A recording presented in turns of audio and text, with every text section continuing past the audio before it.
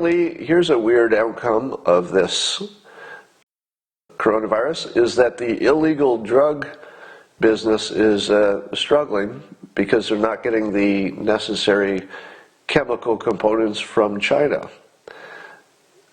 To which I said, wait, what? Now, I knew that fentanyl was the precursors were coming in from China, and then the cartels were mixing them up and sending them north. So I knew that China was the source of things through Mexico, and in terms of fentanyl, but I didn't know that that was also true for heroin and meth.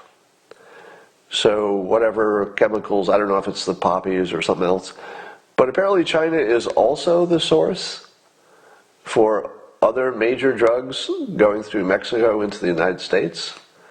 I thought, I felt like it was a little bit war when it was just fentanyl and it maybe it was individuals.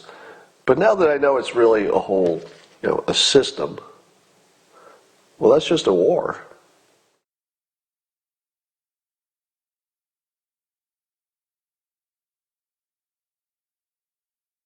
I didn't fully understand that. I did not fully understand that. I thought it might be limited to maybe, one bad laboratory or two doing the fentanyl stuff.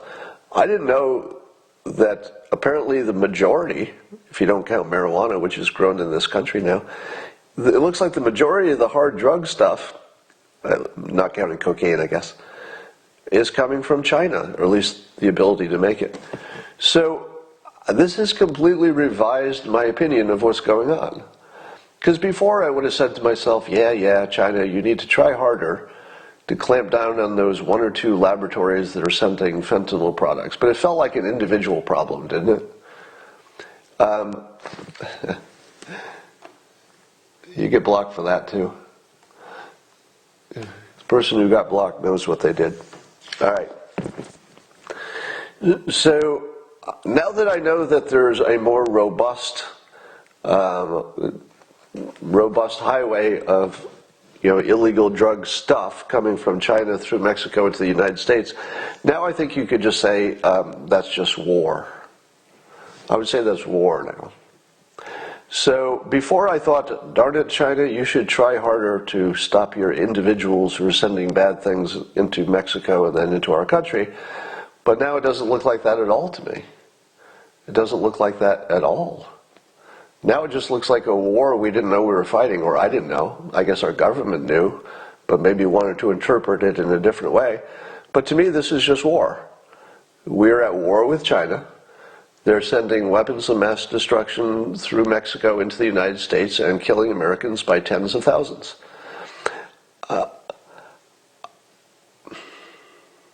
Try not to swear.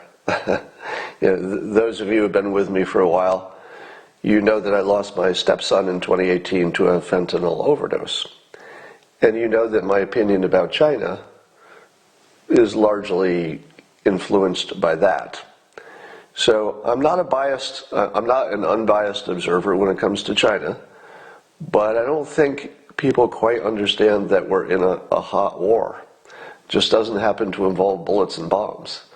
But if China is willingly, and obviously the crisis caused them to have a production stop that was enough to rattle the cartels on the other side of the world, it's pretty obvious, not pretty obvious, it's completely obvious that the Chinese government is supporting the drug trade through China and killing tens of thousands of Americans a year, and that's war.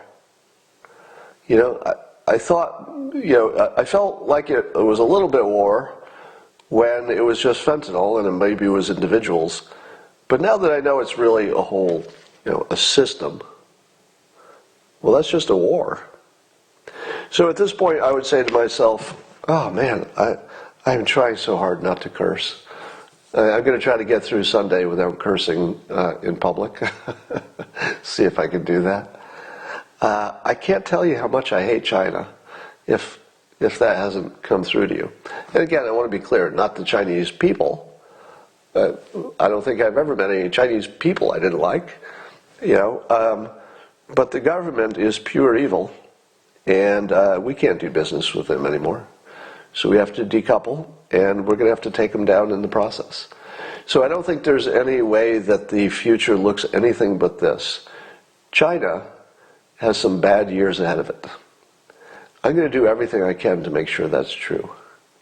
I'm going to make sure that the country of China, as long as they keep their current form of government, which is a cancer, as long as they keep their current form of government, their future is worse. I'm going to work every day of my life, at least a little bit, at least persuasion-wise, to take China off of the top shelf and make sure that they fall and get worse every year from that point on. Economically, militarily, influence-wise, and reputation-wise. And I'm sure a lot of people will be joining me in that fight. But I think at this point, if the United States just does business as usual with China when this is all done, and we just start trading with them like normal, then I would say the government of the United States is then my enemy. And at least in terms of whatever the administration is that's doing that. And if an administration came along that was promising to stop doing that, I would support them over the Trump administration. So it's war. And I don't play a war to lose. Do you? If you're in a war, do you play to lose? Do you play for a draw? This is war now. We're at war with China. It's obvious. We have been. We just didn't want to call it that. But now it's kind of obvious. And I'm not even talking about the Chinese Wuhan virus. I don't know what the origin of that is. That feels more like a mistake than intentional. But they certainly didn't help us. They didn't help us the way we would have expected a reasonable country to help us. So at this point, I would say that closing the border of Mexico is how you win the war with China. And that anybody who, at this point, now that we understand that we're at a war with China, they're sending drugs through the cartels into the United States, if you still don't want to close the border with China, you're a lost cause. But maybe you just don't understand the situation. But I would say for anybody who now understands the situation, and that it really is China at war with the United States, sending their weapons of mass destruction through the border with Mexico, if you're not ready to close the border now, in whatever that takes, drones and military and walls in some places, whatever it takes, if you're not willing to do that now, whose side are you on? I mean, at this point, you just got to take sides. It's not even an opinion piece anymore.